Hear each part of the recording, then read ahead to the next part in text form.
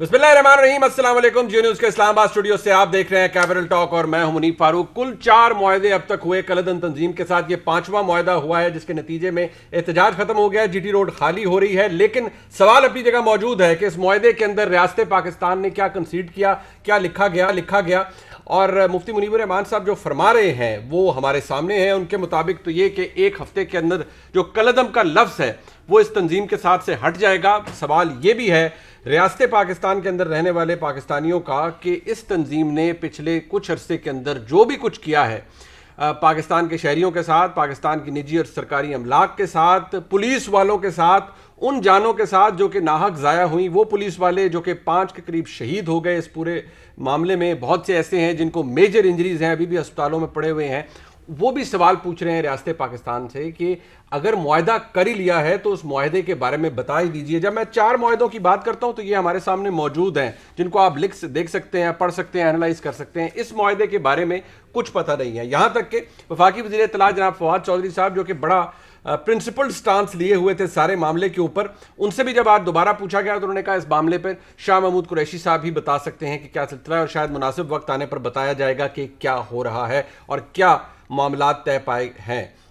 उस steering committee के दरमियान जो कि कलदम तहरीक लब्बैक को रिप्रेजेंट कर रही थी और रियासत पाकिस्तान के माबैन, बहरहाल किसी भी मसले का हल लड़ाई नहीं है, खाना जंगी नहीं है, मफाहमत ही है। लेकिन मफाहमत या जो एग्रीमेंट है वो किस प्राइस या किस कॉस्ट पर होता है ये बहुत अहम है और इसी के ऊपर आज प्रोग्राम में बात भी होगी। एक और बहुत अहम डेवलपमेंट ये सामने आई है कि आज हुकूमत पाकिस्तान ने, मैं ये कहूँ कि वजारत कानून ने एक दोबारा से एक नया तीसरा जो तरमीम है वो नैब ऑर्डिनेंस के अंदर कर दी है। इस तरमीम के तहत बहुत सारी बातें, बहुत सारा जो इबाहम था उसको दूर करने की कोशिश की गई है। कुछ पुराने मुकदमात जिनके बारे में ये ख्याल किया जा रहा था कि अपोजिशन को उनसे शायद खुली छुट्टी मिल सकती है, वो मुकदमात उसी तरह जारी रहेंगे। और 6 अक्टूबर का एक डेफिनेटिव डेट भी सामने आई है, यानी कि जो इंक्वायरीज 6 अक्टूबर के बाद शुरू होंगी वो तो आएंगी, लेकिन उससे पहले की इंक्वायरीज अगर पिछले दौर में हुई हैं, यानी कि इस हुकूमत के दौर में, उनके हवाले से बड़ा ज़बरदस्त स्टेटस है, उसी के ऊपर बात करेंगे। एक अहम बात ये कि शहबाज शरीफ साहब हों, मरीम नवाज शरीफ साहबा हों, आसिफ जरदारी साहब हों, किसी के केसेस नैब के नरगे से बाहर नहीं जाएंगे, नैब के सामने ही रहेंगे और नैब ही उन्हें प्रोसिक्यूट करेगा। अपने मेहमानों का तारुफ करवा देते हैं। इस्लामाबाद स्टूडियो में मौजूद हैं मुआविन खुसूसी वज़ीर-ए-आज़म पाकिस्तान जनाब अली नवाज अवान साहब, MNA हैं, बहुत शुक्रिया आपका। फ़ाद हुसैन साहब किसी तारुफ के मोहताज नहीं, मुल्क के मुमताज़ सहाफ़ी, फ़ाद साहब आपका शुक्रिया। मियाँ जावेद लतीफ़ साहब मरकज़ी रहनुमा है, पाकिस्तान मुस्लिम लीग नून के MNA हैं, लाहौर से हमें ज्वाइन करें। मियाँ साहब आपका भी बहुत शुक्रिया। सबसे पहले ज़ाहिर बात है अली नवाज अवान साहब हुकूमत की नुमाइंदगी कर रहे हैं। मुफ्ती मुनीबुर रहमान साहब क्या फरमा रहे हैं, ज़रा लोगों को पता चल जाए। जारी बात है बहुत से लोग डायरेक्टली अफेक्ट हुए हैं इस एहतजाज से। ज़रा देख लीजिए मुफ्ती साहब क्या फरमा रहे हैं कि कलदम का जो लफ्ज़ है, जो स्टेटस है इस तहरीक लब्बैक का, उसको ख़त्म कर दिया जाएगा। क्या फरमा रहे हैं, सुनिए। चंद दिन की बात है कि आप एक कॉन्स्टिट्यूशनल, लीगल, पॉलिटिकल पार्टी की हैसियत से मैदान अमल में रूब अमल नजर आएंगे। ये कलदम, ये डिफंक्ट, ये बैंड, ये ममनू के अल्फाज आपके नाम से कट जाएंगे इंशाअल्लाह ताला, और इसको हम कबूल नहीं करेंगे। इस वक्त भी ये कलदम अलामती है, ये अदालत के ड्यू प्रोसेस से नहीं है, इसलिए इसके क्लियर होने में 1 हफ्ते का टाइम लग सकता है, लंबा मसला नहीं है। आपने मुफ्ती मुनीबुर रहमान साहब को सुना। जब हुकूमत पाकिस्तान ने इन्हें कलदम करार दिया था अप्रैल 2021 में, तो इंसदाद दहशतगर्दी एक्ट 1997 के तहत सेक्शन 11B के तहत किया था। और जारी बात है रियासत के पास, हुकूमत पाकिस्तान के पास रीजंस होती है तभी किसी को कलदम करार देती है। बहुत सी बातें हैं अली नवाज अवान साहब, लेकिन सबसे पहले फर्स्ट एंड द फोरमोस्ट अहम बात यह, लोग आपसे जानना चाहते हैं हुकूमत पाकिस्तान से कि वज़ीर-ए-आज़म का मौक़िफ़ बड़ा ज़बरदस्त आया, प्रिंसिपल्ड आया कि वो ना वो ब्लैकमेल होंगे, ना ही वो किसी गलत बात पर कंसीड करेंगे। हुकूमत की तर्जुमानी फवाद चौधरी साहब कर रहे हैं, उन्होंने भी बड़ा प्रिंसिपल्ड बात की। अब लोग ये पूछ रहे हैं कि बेचारे पुलिस वाले 5 शहीद हो गए, सरकारी निजी इमलाक को नुकसान पहुँचा, लोगों की ज़िंदगी अजीरन हो गई, तो ये जो सारा मुआहदा है ये मंजर आम पर क्यों नहीं आया? आई am not part of it. वो जो फवाद बात कर रहा है कि शाह महमूद कुरैशी साहब जो उस कमेटी के लोग हैं वो इसे अच्छी तरह बता सकते हैं, पर प्राइम मिनिस्टर का बड़ा स्टैंड क्लियर था और इसी उन्हीं बेसिस के ऊपर मुज़ाकरात हुए हैं एक लिमिट डिफाइन की गई थी कि इस लिमिट से आगे कोई भी, दोनों तरफ से, ये इस लिमिट से आगे कोई नहीं जाएगा। और मतलब इस तरह के जो लोग गिरफ्तार हैं, जो लोग पकड़े गए हैं, जैसे पुलिस वाले बेचारे शहीद हुए हैं, उनके कोई भी केसेस वापस नहीं लिए जाएंगे। उनके ऊपर प्रॉपर ट्रायल होगा, उनके ऊपर प्रॉपर, अगर वो अंदर है तो अंदर रहेंगे, जो नहीं है तो उनके हवाले किया जाए। और दूसरी तरफ जो काला बात हो रही है, मैं एक बात खुद समझता हूँ, अदर देन मैं गवर्नमेंट नहीं अपना पॉइंट ऑफ व्यू दे रहा हूँ, कि देखें आप हर जमात को, मेरा ख्याल है कि ये राइट है कि वो अब लोगों के पास जाए और लोग उसे चूज करें, उसके नुमाइंदे, जो भी उसका नजरिया है, जो भी उसका मंशूर है उसके तहत, ताकि वो लोग उस धारे के अंदर रहें। जब किसी को अब धारे से बाहर निकाल देते हैं, हम ये करके देख चुके हैं, नैप को आपने बैन कर दिया था 1960s के अंदर, यस ठीक है, और फिर आपने देखा वो ANP के साथ दोबारा रिवाइव हुई।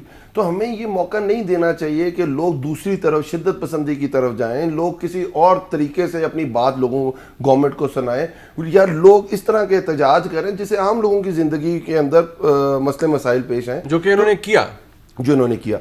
तो हम ये कह रहे हैं कि हम उनके पास प्लेटफॉर्म होना चाहिए। Let the people decide of Pakistan कि इनका जो नज़रिया है, जो इनका मंशूर है, इनको इधर आना चाहिए कि नहीं आना चाहिए। अगर लोग, पाकिस्तान के लोग समझते हैं कि इन्होंने ये ज्यादती की है इनके साथ, या इनका नज़रिया बहुत अच्छा है, बट आपने तो अली नवाज मान साहब, आपने तो डिसाइड कर लिया ना, हुकूमत पाकिस्तान ने तो डिसाइड कर लिया था अप्रैल 2021 में, और मैंने वो कानून भी कोट कर दिया आपके सामने, उसके तहत आपने, पाकिस्तान की हुकूमत ने बता दिया कि ये एक प्रोस्क्राइब्ड ऑर्गेनाइजेशन है, कलअदम है, क्योंकि ये दहशतगर्दी में मुलव्वस है।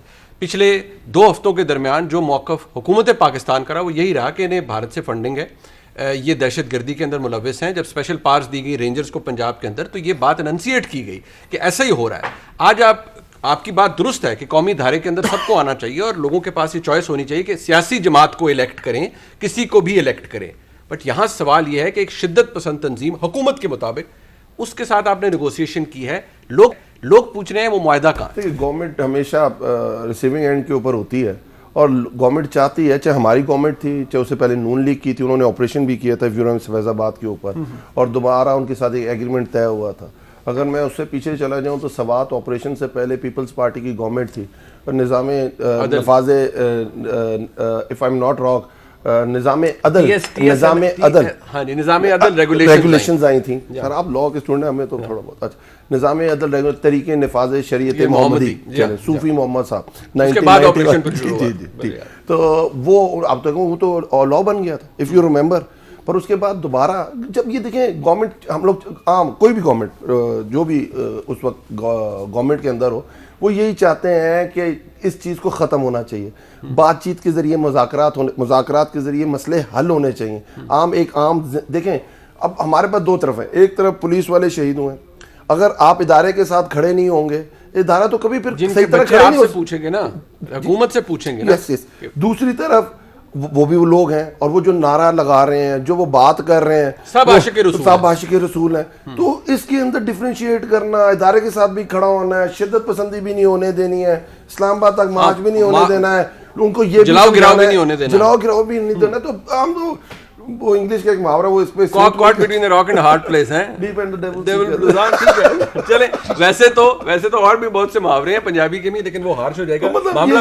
हाँ, यू राइट, बात ठीक। बट मियां जावेद लतीफ साहब, चले एक बात तो चले, अब ये अली नवाज वान साहब से अभी मैं कहूंगा, दरखास्त करूंगा, और ये शायद शुक्रिया भी अदा कर दें ऑपोजिशन का, कि ऑपोजिशन ने सारे मामले को पोलिटिसाइज नहीं किया, ठीक बात, और वो कह भी रहे हैं कि बिल्कुल नहीं किया। लेकिन मियां जावेद लतीफ साहब, ऐसा ही हल होना था, आपके वक्त भी मुआहदा हुआ, वो अलमशहूर फैजाबाद धरना और फिर फैजाबाद केस जो भी हुआ, तो मामला अफहाम व तफहीम से ही हल होना था, यहाँ हो गया है। गो के मेरा भी सवाल मेरे भाई अली नवाज वान साहब से यही है, और शायद उनका सवाल भी अपनी हुकूमत से भी यही है कि भाई ये कलअदम का जो मामला है, ये तो कानून के तहत हुआ है, इसको कैसे रिवर्स करेंगे और कैसे इस पूरे नैरेटिव को ओवरटर्न करेंगे कि नहीं ये दहशतगर्द जमात नहीं है, नहीं इसे भारत की फंडिंग नहीं है, नहीं इसने कोई सरकारी या निजी इमलाक को नुकसान नहीं पहुंचाया, और ना ही इसके लोग दहशतगर्दी के मुकदमात में मुलव्वस हैं।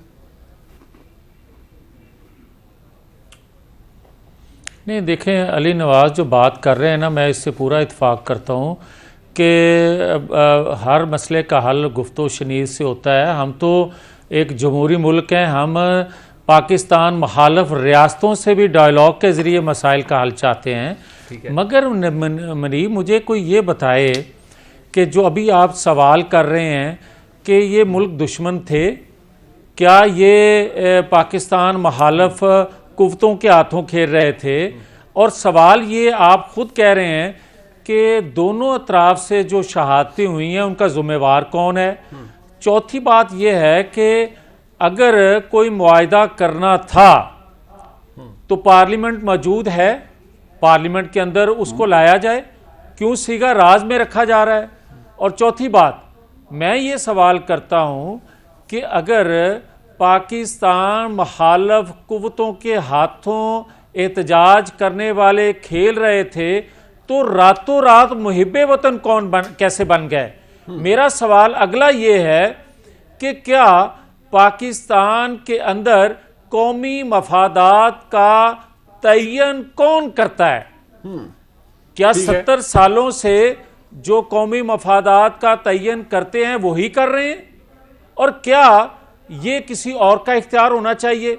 और अगर आप 70 सालों से कौमी मफादात का तयन करते आ रहे हैं तो मुझे ये बड़े दुख से ये बात कहना पड़ रही है कि क्या आज आप दीनी मफादात का तयन भी आज के दौर के लोग करेंगे? जबकि मेरा ईमान है कि हर मुसलमान का बल्कि ये ईमान है कि हमारे रसूल करीम सल्लल्लाहु अलैहि वसल्लम ने मुकम्मल ज़ाब्ता हयात दीन में दे दिया। ठीक है, बिल्कुल उसमें जेर जबर का फर्क नहीं आ सकता। बिल्कुल दुरुस्त।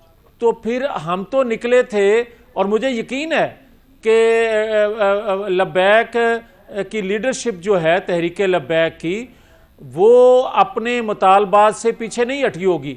होना तो ये चाहिए कि तहरीक लब्बैक की लीडरशिप को भी मीडिया पाए और पूछा जाए कि जो आप मुतालबात लेकर निकले थे वो पूरे हुए, क्योंकि वो मुतालबात ऐसे थे जो हर कलमा गो के जज्बात की अक्कासी करते थे। कलदम तहरीक लब्बैक है। सवाल आपने जो उठाए वैलिड है। अली नवाज अवान साहब ने पोजीशन अपनी उन्होंने पोजीशन क्लियर की है, लेकिन मैं जरा इसको दोबारा इस पे थोड़ा सा फात साहब, एक इंपॉर्टेंट बात यह है, जारी बात है और भी इशूज हमारे पास, वो एक तरमीम भी है नैब ऑर्डिनेंस पे, उस पर भी बात होगी डेफिनेटली, लेकिन एक सवाल अपनी जगह कि हुकूमत पाकिस्तान का मौक़िफ़ ये था, अली नवाज अवान साहब भी पढ़े लिखे शख्सियत हैं, कि जी भारतीय फंडिंग है इस तंजीम को। दूसरी बात ये कि मुफ्ती मुनीवर रहमान साहब फरमा रहे हैं कि वो तो सिरे से मुतालबा ही झूठ था कि जी वो फ्रांसीसी सफ़ीर को मुल्क बदर किया जाए, ऐसा तो मुतालबा था ही नहीं, जबकि इन मुआहदों के अंदर कुछ हद तक लिखा गया है उस हवाले से।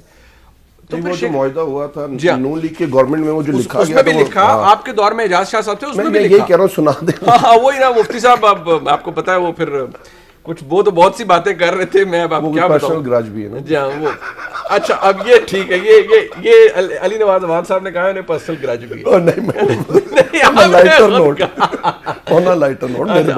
नोट ठीक है भाईजान, आप मुआवने खुसूसी हैं, लाइटर नोट कुछ नहीं होता यहाँ, वो भी ऑन एयर और वो भी रिकॉर्ड हो रहा हो। अच्छा फात साहब, ये मुतालबात वो कहते नहीं, ये सिरे से झूठ थे। शेख रशीद साहब तो आके कहते हैं ना पंजाबी में पिट मरे कि भाई हम ये नहीं कर सकते। So what's the status?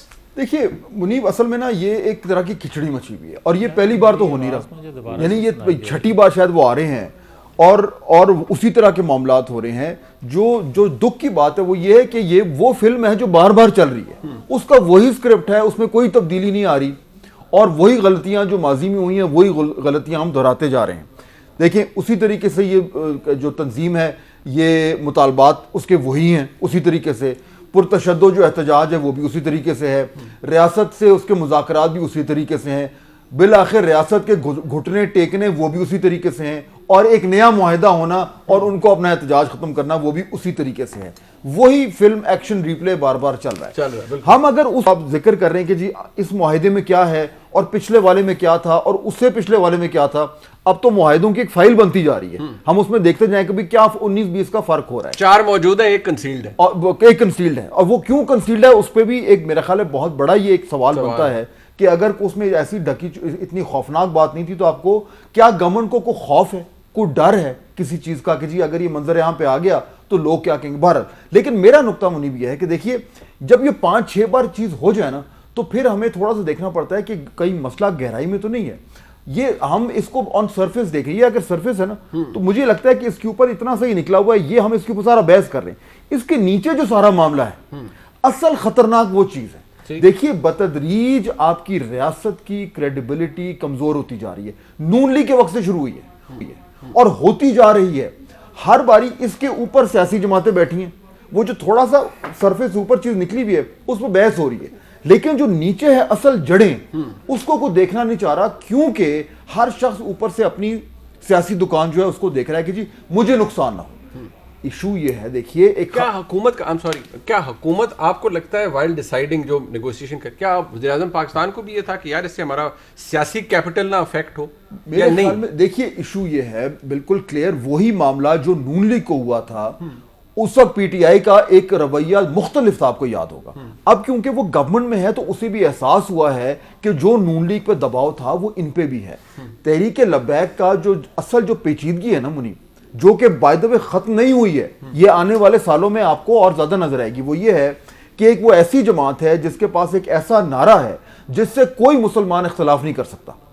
वो नारा उनका नजरियाती नारा भी है, वो नारा उनका सियासी नारा भी बन गया है। उसके बुनियाद पर उन्होंने 2018 के इलेक्शन में 22 लाख से ज्यादा वोट लिए हैं। बिल्कुल पंजाब में तीसरी बड़ी जमात है अगर मुझे याद पड़ रहा है। सियासत से तो उन्हें कोई भी नहीं रोक रहा, अब लेकिन उसके साथ साथ वो एक नॉर्मल सियासत करें, और अली नवाज अवान साहब बिल्कुल दुरुस्त कह रहे हैं, हर शख्स को एक हक होना चाहिए सियासत करने का, मगर अगर वो सियासी जमात के पास एक वो वेपन भी है जिससे वो रियासत का बाजू मरोड़ के अपनी बात मनवा सकती है, तो अब वो सिर्फ सियासी जमात नहीं है, वो पीटीआई या पीएमएलएन या पीपल्स पार्टी नहीं है। उसने 6 बार आपको रियासत को घुटने टिकवाए हैं। अब जब आप उसको मेन स्ट्रीम करेंगे तो ये लोग उससे कैसे मुकाबला करेंगे?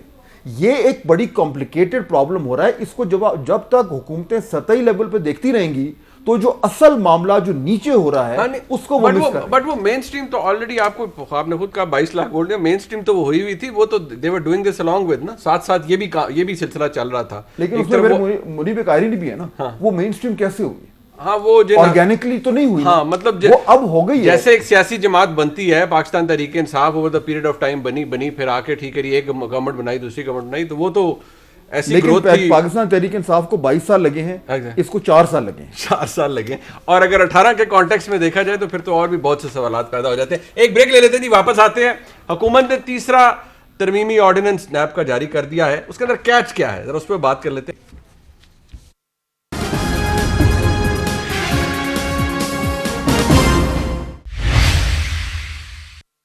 तीसरा नैब तरमीमी ऑर्डिनेंस जारी हो गया जी। अली नवाज अवान साहब, वैसे तो लीडर ऑफ द ऑपोजिशन भी आपकी शान में कसीदा पढ़ रहे हैं और शायद बायन राज ऐसे ही है, क्या आप लोग खुद को ही एनआरओ दिए आ रहे हैं? अच्छा ठीक है, पहले मैं क्लियर कर दूं मुनीब, आपने जो मुनीब साहब की बात की थी और मैंने लाइटर नोट में मुफ्ती मुनीबुर रहमान साहब की, मेरा भी नाम मैं इसीलिए कह रहा हूँ ना, तो मैं दोनों के शान में मैंने कोई गुस्ताखी नहीं की। मैंने कहा जो फहाद चौधरी और मुनीब भाई का आपस में बहुत मोहब्बत है, अच्छा। उस पैराई में मैंने बात की थी। फवाद चौधरी साहब की वाह वाह वाह, अच्छा चले आप स्पिन करें, साइड इशू जो है वो वैसे ही उसने एंट्री डाल दिया ना, वो काम खाई। अब वो मैं क्या करूं, उसको कुछ चीजें होती हैं जो हो जाती है, अंडू हो नहीं सकती। अच्छा भाईजान, आप जरा इस पे आ जाएं जी सर। तीसरा, और वो जब उनकी फोटो छपी थी ना कल प्रेस कॉन्फ्रेंस करते हुए, तो किसी ने नीचे लिखा था कि मुबारक को चांद नजर आ गया। अब ये फाद भाई ने सेकंड अब ये सब रिकॉर्ड हो रहा है, मैं कुछ नहीं कर सकता जी। अली नवाज अवान साहब, ये आपको एनआरओ दी आ रही है, इसमें कहाँ है एनआरओ, ये बताइए। देखिए बात सुने, जब 6 अक्टूबर से आप उसको लागू कर रहे हैं तो तासुर ये है कि जितनी पुरानी अभी पिछले आपके दौर की जो कोई, अब देखें आपने एक आटा चीनी स्कैम है, चीनी के ऊपर रिपोर्ट बनी, फलानी चीज़ के ऊपर रिपोर्ट बनी, दवाइयों का एक इशू है, इस दौरान कोई भी अगर मामला हुआ है उसके ऊपर तो ये अप्लाई नहीं करेगा। मुनीब भाई बड़ी मजेदार बात है। चले तो पहले जो पुराना नैब ऑर्डिनेंस आया था उसमें बहुत सारी चीज़ें इबाम में आ गई थी, और आपने देखा कई केसेस के अंदर उस नैब ऑर्डिनेंस को ले जाके जब उसके ऊपर प्ली किया गया, उसके ऊपर शायद अपने मौक़िफ़ को प्लान किया गया और उसे कहा कि मुझे इससे रिलीफ मिले, तो अदालतों ने वो केस सुनने, वो इबाम दूर किए गए। और जितनी भी आपने बात की चीनी स्कैंडल, आटा स्कैंडल, ये क्या वो स्कैंडल हैं जो आप लोगों ने, मीडिया ने, ऑपोजिशन ने सरफेस किए हैं? इनमें से कोई ऐसा स्कैंडल नहीं जो इस जगह सरफेस हुआ।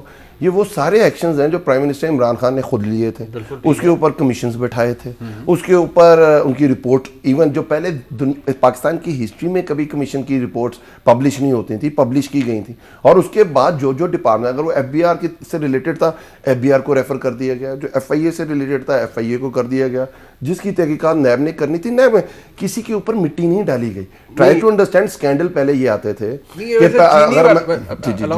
ये जो चीनी वाला स्कैंडल था, ये आपने किसको भेजा है? चीनी वाला जो मामला था, ऑब्वियसली एक कमीशन FIA, और आप कहते हैं ये नैब के उसमें नहीं आता क्योंकि इसमें एग्जीक्यूटिव डिसीजन भी आ जाती है ना, किसने अलाउ किया कि एक्सपोर्ट कर दे। फिर यही बात है, देखिए अब जब बात ये है कि पाकिस्तान से चीनी पहली दफा एक्सपोर्ट हुई, क्या पाकिस्तान से जो गंदम है पहली दफा एक्सपोर्ट हुई? क्या किसी फर्दे वाहिद का ये डिसीजन था? बिल्कुल फर्दे वाहिद का डिसीजन नहीं था। बस रिपोर्ट के अंदर आपने पढ़ी थी ना, क्या क्या लिखा हुआ था? अब देखें उसमें चीजें क्या हैं कि ऑल ऑफ अ सडन दो तरफ काम हो रहा था। एक तरफ आपका जो काश्तकार है उसको पैसे नहीं मिल रहे, और दूसरी तरफ इस मुल्क में ये कहा जा रहा था कि हमारे पास बहुत सारी चीनी मौजूद है और जो उनके रिकॉर्ड्स के मुताबिक मौजूद थी, और इसको हमें एक्सपोर्ट करने की इजाजत दी जाए। जो पहले इसे होता रहा था और उस पर सब्सिडी दी जाती थी, 27.5 अरब रुपया पिछली गवर्नमेंट्स में उसके ऊपर सब्सिडी दी गई। पिछले 5 साल की बात कर रहा हूँ, उससे पिछले 5 साल की बात नहीं कर रहा।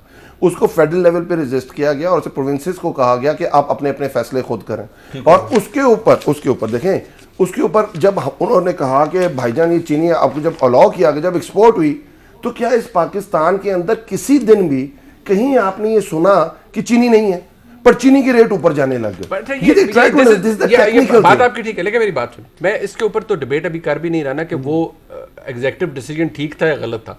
मेरा सवाल यह है कि जब आप ये ऑर्डिनेंस तरमीम इसके अंदर ले आते हैं, देखिए कुछ बातें हमारे व्यूअर्स के लिए, अगर आपने ये कह दिया कि जी बेल के इख्तियार जब दिया है आपने ट्रायल कोर्ट को, तो श्योरिटी बॉन्ड कितने का होगा, बेल बॉन्ड कितने का होगा, वो अदालत तय करेगी। पहले ये था कि जितना रेफरेंस है उसके मुताबिक एग्जैक्ट वही अमाउंट होना चाहिए, ठीक है, ये अभाम दूर हो गया। लेकिन कुछ मामलात में आपने ये कह दिया है कि जी जितने पुराने केसेस थे मनी लॉन्ड्रिंग के, वो भी पहले नैब ही भुगताएगा, जो पुराने केसेस को मुदारबा के या फ्रॉड के केसेस थे वो भी नैब ही भुगताएगा। उससे तासुर ये मिल रहा है कि नैब के आप ऑपोजिशन को रगड़ रहे हैं। अपने लिए आपने एक डेट रख दी है 6 अक्टूबर। 6 अक्टूबर के बाद कोई बात आएगी तो देखी जाएगी, इससे पहले तो कोई भी मामला अगर आपके दौर में ऐसा है जिसका नैब कॉग्निजेंस ले सकता है वो नहीं लेगा। अब मेरी बात समझिएगा, क्या इस मुल्क में नैब के अलावा कोई इदारा नहीं जो अब जो केस चल रहा है आसिफ अली जरदारी साहब के ऊपर, वो नैब में तो नहीं चल रहा, वो तो FIA में चल रहा है, जो आपके उनके जाली अकाउंट्स वाला केस है। तो क्या इसके अंदर तरीके इंसाफ की कोई बात करके रेट्रोस्पेक्टिव इफेक्ट नहीं होना चाहिए? जिस इदारे ने इसके ऊपर तहकीक की हुई है, जिस इदारे ने इसके ऊपर मुकम्मल शवाहिद इकट्ठे किए हुए हैं, ऑल ऑफ अ सडन अगर आप ये कर देंगे तो होगा ये कि अगले दिन सबकी बेलें हो जाएंगी। मैं आपको बता रहा हूँ, तो हम ये कह रहे हैं ये प्रोसेस और लंबा हो जाएगा। यहाँ तो आपको पता है शहबाज शरीफ वाले केस में 109 शायद गवाह हैं, जिसमें से अभी तक सिर्फ 15 के गवाह रजिस्टर हुए, क्या कहते हैं उसको आप अदालती जबान में कहते हैं कि दर्ज हुए हैं या उन्होंने अपने लिखवा दिए। वो तो वही तो ऑपोजिशन कह रही है ना कि आपने सारा कुछ किया है, आप मनी लॉन्ड्रिंग भी दोबारा नैब के चक्कर में ले गए हैं, नैब के पास ले गए हैं, यानी कि सारा जितना काम ऑपोजिशन का है वो आपने नैब को सपोर्ट कर दिया। अपना आप का कुछ ऐसा नहीं है जो शुरू होगा। आप देखो उन्होंने पूरे पिछले 10 साल में नैब के अंदर कोई चेंजेस नहीं लेके आए। उन्होंने नैब के अंदर अपने मतलब के चेयरमैन जरूर लगवाए, अमेंडमेंट जरूर की। क्या नैब लॉ चेंज किया? नैब लॉ चेंज नहीं किया। अगर आप ये कहते हैं अगर नहीं लॉ चेंज किया तो मुझे नैब से मसला क्या है? ना जस्टिस इकबाल साहब को हमने लगाया था, ये भी दोनों की मुशावरत से लगे थे। नहीं, ट्राई टू अंडरस्टैंड। अब तो मसला ये हो रहा है कि नैब काम करने लग गई थी, ठीक है, नैब काम करने लगी, अब उन्हें कंटिन्यू आप करवा रहे हैं, अब उन्हें कंटिन्यू आप करवा रहे हैं ना चेयरमैन नैब को। जारी बात है, बिल्कुल हम क्या चाहते हैं, बिल्कुल ठीक बात है। हम ये चाहते हैं कि जो बीच में देखें नैब का जो लॉ है पुराना, उसके अंदर जो उसका तरीकाकार रखा गया है कि आज नैब चेयरमैन फारिग हो जाते हैं, मतलब रिटायर हो जाते हैं, जब तक नया नैब चेयरमैन नहीं आएगा सारी चीजें स्टैंड स्टिल के ऊपर चली जाएंगी। क्या आप ये चाहते हैं? कंसेंसस नहीं होगा। हाँ वो ठीक। अच्छा चले, अब आप कहते हैं कि ऐसा नहीं है, मियां जावेद लतीफ साहब बात की है तो ये मामला कानूनी, लेकिन बकौल अली नवाज अवान साहब के तमाम इदारे काम कर रहे हैं, उन्होंने खुद को कोई NRO नहीं दिया। आप लोगों को क्यों लगता है कि अपने आप को NRO दे रहे हैं? 6 अक्टूबर डेट जरूर है, कोई इंक्वायरी अगर नैब इसका समझेगा इस काबिल है तो वो शुरू कर देगा, अदरवाइज फिर अल्लाह के वाले। मनीब मैंने तो ये गुस्ताखी की नहीं है कि नैब जो है वो गलत काम कर रही है या हुकूमत वक्त गलत काम कर रही है। मैं तो ये कहने की अगर इजाज़त दे दे तो जसारत करने लगा हूँ जी कि जिस तरह हुकूमत अच्छा काम कर रही है उसी तरह नैब भी बहुत अच्छा काम कर रही है, और जिस तरह हुकूमत वेंटिलेटर पे है इसी तरह नैब भी उतनी देर वेंटिलेटर पर रहेगी जब तक ये हुकूमत है। मगर मैं एक चीज़ ज़रूर कहना चाहता हूँ, मैं ये तो गुस्ताखी नहीं कर सकता कि हुकूमत के किसी नुमाइंदे की बात को गलत कहूँ, मगर मेरी जो इतनी इजाज़त है फ़ाहद हुसैन साहब की तरफ से कि जो बात उन्होंने कही है कि नून लीग के दौर में भी मुआहिदा हुआ था, ये बात दुरुस्त है, मगर और पार्लियामेंट मैं में भी आया फ़ाहद था। हुसैन साहब से अदब से ये अपील ज़रूर करूँगा कि इनकी बात में ज़्यादा वज़न होगा कि ये ज़रूर ये कहें कि सानिया मॉडल टाउन पर JIT बनी थी और आज तक सानिया मॉडल टाउन ख़त्म नहीं हो सका।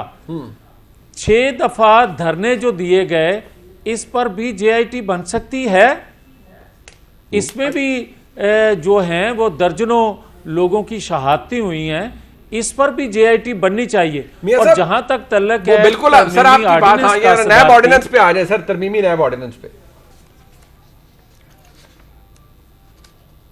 मैं उस पर ये अर्ज़ करने लगा हूँ कि देखें मनीब, 2 चीज़ें हैं, आप ख़ुद उनको कह चुके कि आप अपने आप को खुद ही NRO दे रहे हो, मतलब इस पे किसी बंदे को लबकुशाई करने की ज़रूरत ही नहीं है कि आप कब से उस ऑर्डिनेंस का नफाज चाहते हो, और पिछला दौर जो जितना भी है उसमें रगड़ा जिनको दिलवाना चाहते हो वो भी दिया जा रहा है। फिर मैं ये जो बात कहता हूँ कि नैब एक इनका हथियार है हुकूमत को चलाने का, अपोजिशन से इंतकाम लेने का। फिर जब ये मैं बात कहता हूँ कि जो इस्लामाबाद हाई कोर्ट में हमने अपनी अपील दायर की और उसमें जो गुजारिशात हमने पेश की वो वही हैं जो शौकत सदीकी साहब ने अपनी अपील में जुडिशल काउंसिल को दी, सुप्रीम कोर्ट में पेश की। तो हम ये कहना चाहते हैं कि आप एक शख्स को तहफ़्फ़ुज़ देने के लिए या एक शख्स के लिए कानून ही चेंज कर देते हो, वो गलत है, वो कभी कौमी मफाद में नहीं होता। लेकिन मियां साहब जरा इस बात का जवाब दे दें सर, गुस्ताखी कथा कलामी होगी सर, ये जरा इसका जवाब दे दें। अली नवाज अवान साहब कहते हैं जी सारे इदारे काम कर रहे हैं, वो चीनी का मामला हो, वो आटे का मसला हो, वो दवाइयों का मामला हो, चले कम से कम 2 बड़े इश्यूज हैं, चीनी का मामला है, आटे का मामला है, शायद पेट्रोल प्राइसेस के ऊपर भी एक इंक्वायरी रिपोर्ट बनी थी। अगर इन तमाम मामलात के अंदर कोई भी कोई ऐसा है जिसके ऊपर इल्जाम है और वो जिम्मेदार है, तो इदारे अपना काम कर रहे हैं, और अगर नैब को जरूरत पड़ेगी तो वो भी कर लेगा। वाह मनीफ फरूक साहब, आप इतने सादा नहीं हैं जितने सादा बनने की कोशिश कर रहे हैं। मैं तो ये आपसे यहाँ से ये जो सादगी गुजारिश भरा करूंगा आर्गुमेंट आया, मैं तो आपको वो दे मनीफ रहा हूं। फरूक साहब के 3.5 सालों में, मनीफ फरूक साहब 3.5 सालों में नैब ने कोई ऐसा चश्मा पहना हुआ है जो ना अद्वियात स्कैंडल इनको नजर आए, ना मालम जप्पा नजर आए, ना हेलीकॉप्टर स्कैंडल नजर आए, ना वहाँ की मेट्रो नजर आए पेशावर की। पाकिस्तान के 3.5 सालों में फरिश्तों की हुकूमत बन गई कि आपको कोई चीज़ नजर ही नहीं आ रही मासवाए इसके कि जिसको इमरान खान साहब पसंद ना फरमाएं, ठीक है, वो नैब जो है रातों रात वहां पहुंच जाए, रातों रात ऑर्डिनेंस भी आप लेकर आ जाएं अपने लोगों को तहफ़्फ़ुज़ देने के लिए। आप मुझे ये बताएं कि इस तरह पाकिस्तान में पहले कोई हुकूमत आई है?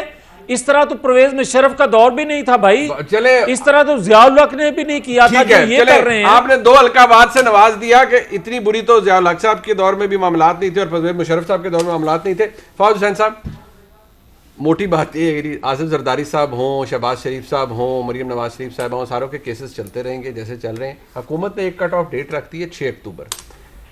अली नवाज अवान साहब का आर्गूमेंट आपने सुन लिया कि जी अगर मामलात हैं तो इदारे अपना काम कर रहे हैं, अगर नैब ने लेनी होगी कॉग्निजेंस ले लेगी। नहीं देखिए, मोटी बात अब कर रहे हैं ना, तो मोटी बात कर लेते हैं। देखिए इशू ये है कि हमेशा से हमारे यहाँ वन साइड अकाउंटेबिलिटी रही है, हमेशा से 90 की दहाई से मैं चला जाता हूँ जब पीपल्स पार्टी और नून लीग अपनी अपनी बारियां ले रहे थे, और वो जो एक सिलसिला है, वो जो एक हमारी रिवायत है, वो माशाल्लाह चलती आ रही है, तो उसमें कोई नई बात नहीं है।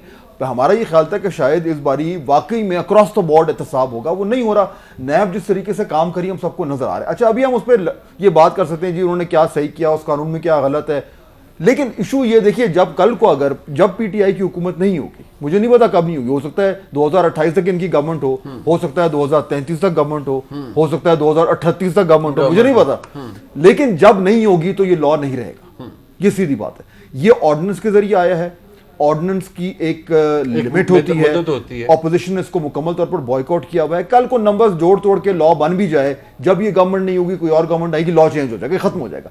इशू लॉ चेंज करने का नहीं है, इशू ये कि क्या पाकिस्तान में कभी किसी वक्त हमारी जिंदगी में ऐसा एहतसाब हो सकता है जिस पे हम सब अग्री करें? इस वक्त मुझे होता नजर नहीं आ रहा। एक ब्रेक ले लेते हैं जी। अली नवाज अमान साहब से ये भी सामने रखेंगे मामला, क्योंकि अहम मामला है। ऑपोजिशन रगड़े में रहेगी, ऑपोजिशन के मामलात बरकरार रहेंगे। नैब के हवाले से हुकूमत ने अपने लिए एक डेट रख दी थी 6 अक्टूबर। इससे पहले के जो भी मामलात हुए हैं उनके हवाले से कुछ नहीं होगा। अगर कुछ नया होगा तो नैब उस पर इंक्वायरी करेगा या नहीं करेगा। अपोजिशन तो कह रही है कि बिल्कुल नहीं करेगा, क्योंकि नैब का और हुकूमत का गठजोड़ है और हुकूमत फैसिलिटेट भी करते हैं कानून के अंदर तरमीम कर करके और वो तरमीम भी कैसे होती है? ऑर्डिनेंस के जरिए। एक ब्रेक के बाद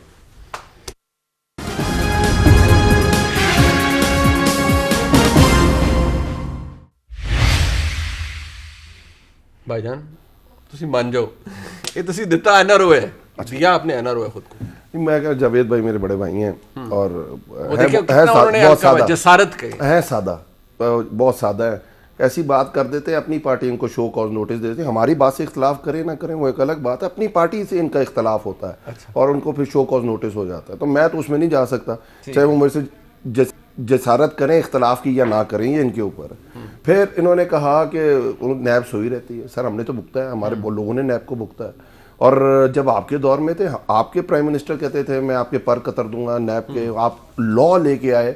दुनिया में कहीं नहीं होता जहां दो पार्टी, एक house leader of the house leader of the opposition, जिन्होंने दोनों ने आपस में एक दूसरे के खिलाफ केस बनाए हुए हैं, दोनों ने एलिगेशंस लगाई हुई हैं, दोनों एनआरओ ले चुकी हैं, वो एक इन्वेस्टिगेशन एजेंसी का हेड आप बनाएंगी जो उनकी चॉइस का होगा, जिन्होंने उनको इन्वेस्टिगेट करना, ये लेके आए हुए हैं। फिर इन्होंने कहा कि एक फर्द वाहिद के लिए लॉ बनता है। इस मुल्क में तो बना ही फर्द वाहिद के लिए लॉ है। तो सुप्रीम कोर्ट ने कहा कि कोई भी सजा याफ्ता आदमी किसी पार्टी को लीड नहीं कर सकता। कितने दिन के अंदर लेजिस्लेशन आई थी? क्या उस लिए 1863 का पीनल कोड जो आम लोगों के ऊपर इस्तेमाल होता है उस पर लेजिस्लेशन नहीं आ सकती? क्योंकि नवाज शरीफ की जात इन्वॉल्व थी, इसलिए एक दिन के अंदर लेजिस्लेशन आ गई। यहाँ मैं ये बात करने की कोशिश कर रहा हूं, पार्टी के दौर में कंटेम्प्ट ऑफ कोर्ट एक्ट सदर पाकिस्तान में वाहिद सदर आसिफ जरदारी, जिनको एक कन्विक्टेड आदमी की सजा माफ की थी उन्होंने, आपको अगर वो केस याद हो, तो हम तो ये कह रहे हैं आप तो माशाल्लाह ना जसारत करें हमारे इख्तिलाफ की, आप जरूर पॉइंट आउट जरूर करें, पढ़ें इसे, और जो आपको समझ आता है इसमें गलत है उस पर असेंबली में लाजमी आवाज उठाएं। मुझे इस बात क्योंकि हमें आपकी पार्टी का मौकफ समझ नहीं आता। जब वोट देने की बारी आती है तो आप कितार में देते हैं, आपकी एक लीडर उठती है कहती है हम उस गुनाह में शरीक नहीं थे, तीसरा लीडर उठता है वो कहता है मैं पांव पड़ने को तैयार हूँ, चौथा उठता है वो कहता है मैं गिरबान पकड़ने को तैयार हूँ, पांचवा उठता है वो कहता है मैं पूरा लेटने को तैयार हूँ। खुदारा ये जो मुज़ाकरात, मुज़ाहमत और मुनाफकत से अपनी सियासी जमात को निकाले। मुनाफकत गलत बात, मुफाहमत नहीं सर, मुज़ाकरात, अच्छा, मुज़ाहमत और उसके बाद फिर मुनाफकत। अच्छा, ये एक पूरा सर्कल है, ये विशियस सर्कल है जिसमें इकोनॉमी में कहते हैं विशियस सर्कल। आप इन बिल्कुल ऑपोजिशन को टेक ऑन करें। ज़ियाउल हक का दौर बेहतर। आप एक मिनट, उन्होंने बातें की, मैं तो उनके जवाब दे रहा हूँ। माशाल्लाह, अगर आज पाकिस्तान, मैं मजाक रहा हूँ, नून लीग जैसी जमात इस पाकिस्तान पे कायम रही है, इसका सारे का सारा अगर डिस्क्रेडिट जाता है, इस जमहूरियत को जितना नुकसान पहुंचाया गया है, अच्छा, इस पाकिस्तान को जितना नुकसान पहुंचाया गया है, जिस तरह आपने नॉन पार्टी बेस पे आप इलेक्शन लड़ते रहे, जब पाकिस्तान का जो स्ट्रक्चर था जमहूरी वो खत्म किया गया, वो ज़ियाउल हक ने किया है। अच्छा चले, बिल्कुल ठीक है, उन्होंने किया होगा, बिल्कुल ठीक है। अच्छा, we are not talking about that. मुझे सिर्फ इतना बता दें, मियां साहब कहेंगे मुझे जवाब देना, ज़ियाउल हक बेहतर था, कहते हैं मुशर्रफ बेहतर था क्योंकि वो एनआरओ दे देता था। एनआरओ तो आपने खुद को भी कॉल उनके दे दिया ना। मेरी बात सुन लेना। मुझे बताएं, चीनी स्कैंडल है, ठीक है, आपने कहा वज़ीर आज़म ने इनिशिएट कराया, बिल्कुल ठीक है, उसकी रिपोर्ट आई पहली, फिर द कॉम्प्रिहेंसिव रिपोर्ट, आपने उस रिपोर्ट को आई एम श्योर पढ़ा भी होगा। मुझे ये बताएं, चीनी हो, आटा हो, पेट्रोल हो, कितने लोगों को अब तक प्रोसिक्यूट किया है? सर अगर आप जज ज्यूरी एग्जीक्यूशन चाहते हैं इस गवर्नमेंट से, नहीं, जज ज्यूरी एग्जीक्यूशन नहीं, अबाउट गवर्नमेंट है ना, मुर्दे इल्जाम ठहराए सर, प्रोसिक्यूट करें। जहांगीर तरीन साहब के केस रजिस्टर हुआ कि नहीं हुआ? अच्छा, नैब के थ्रू अलीम खान साहब अंदर हुए, उनके खिलाफ केस चल रहा है कि नहीं चल रहा? हमारे सूबाई मिनिस्टर अंदर हुए कि नहीं हुए? आप मुझे मैं इन सारों के जवाब नहीं, जवाब मैंने आपने सवाल जवाब तो नहीं करना ना, आपने तो हमें बुलाया हुआ है। पायजान जारी कर रहे थे, जवाब दोगे तो मैं सवाल करांगा ना। आप सवाल करें फिर पूरे जवाब का टाइम दीजिएगा, मैं आपको बात करने की कोशिश ये कर रहा हूँ। हम तो ये कह रहे हैं कि हम एक प्रोसेस जो एक बिल्कुल जंग आलूद प्रोसेस है उसको हम रिवाइव करने की कोशिश करें। हम तो नई एक तारीख लिख रहे हैं। अच्छा। कि गवर्नमेंट आती है, देखिए ना, अब इन्होंने मॉडल टाउन की बात की, कौन उस कमीशन के ऊपर बैठ गया थे उसकी रिपोर्ट के ऊपर? क्यों उनको जाना पड़ा था हाई कोर्ट उस रिपोर्ट को मंजरे आम पे लाने के लिए? 3 साल हो गए, अब तो इन्हें मैं छोड़ देना, मैं यही कह रहा हूँ आगे बढ़े। अगर आप यही कहते रहेंगे हम मर गए, हम लुट गए, सीना को भी शुरू कर देंगे, तो उसका तो कोई हल नहीं है ना। आप अपनी आपको हम कहते हैं नैब में ऑर्डिनेंस लेके आने, आप तैयार हो जाते हैं, हमें फेटो पे ब्लैकमेल करने की कोशिश करते हैं और 36 में से 32 पे आप तरमीम ले आते हैं, तरमीमी ऑर्डिनेंस लाते हैं। अगर आप समझते हैं मुनीफ, बिल्कुल ठीक बात है। और जो आपने पहले भी बात की, ये देखें ये लॉ नहीं बना। जब ये लॉ किस तरह बनेगा, ये जब असेंबली में आएगा डिबेट होगी, उस दिन डिबेट करें, जब ये स्टैंडिंग कमेटी के अंदर जाइए डिबेट करें और उसके ऊपर अपनी राय दें। ये ना हो कि आपके किसी और लीडर को एक दिन उठ के ये कहना पड़े वो मेरे बड़े थे, मैं इस गुनाह में शरीक मोहतरम हूं। भाई अली नवाज अवान साहब मुझे कह रहे हैं कि जी आप हुकूमत से एक्सपेक्ट करें जज। मैं नहीं कह रहा कि आप जज ज्यूरी साहब बन जाएं, मैं सिर्फ आपको ये कह रहा हूं कि आपने रिपोर्टें बनाई, एक रिपोर्ट दूसरी रिपोर्ट, आपने कितने लोगों को कहा कि यार ये 5 लोग हैं इन चीजों में, या ये 10 लोग, ये हमने नहीं कहना, They are the ones responsible। FI के पास चले गई, एफआई ने केस रजिस्टर कर लिया। मुझे बताएं कितनी मेरी बात सुने, जहांगीर तरीन साहब के केस का आप जिक्र करते हैं, एफआई ये कहता है कि उन्होंने मनी लॉन्ड्रिंग की है, एफआई अदालत में जाता है, जहांगीर तरीन साहब के हवाले से पूछते हैं, जज साहब पूछते हैं इनको गिरफ्तार करना मकसूद है, वो कहते हैं नहीं की जरूरत ही नहीं, एफआई से पूछो। कमाल ही काम हो गया ना। अगर आप समझते हैं गलत है, हो गया ना, नहीं अब ये समझते हैं अगर गलत FIA wants to arrest Hamza Shahbaz Sharif and Shahbaz Sharif for the alleged money laundering, but they do not want to arrest Jahangir तरीन साहब। एफआईए किसको रिपोर्ट करते हैं? ठीक बात है। चलो जी, बहरहाल अब ये मामला सामने है जी अवाम के। इशू ये है कि हुकूमत ने तीसरा तरमीमी ऑर्डिनेंस जारी कर दिया नैब का। ये किसके हक में है, हुकूमत को कितना बड़ा एनआरओ आएगा, जब इसके ऊपर रिपोर्टिंग होगी, आप पढ़ेंगे, कुछ अर्सा गुजरेगा तो आपको पता चल जाएगा किसके हक में। अपने मेहमानों का शुक्रिया अदा करता हूँ, देखने का बहुत शुक्रिया।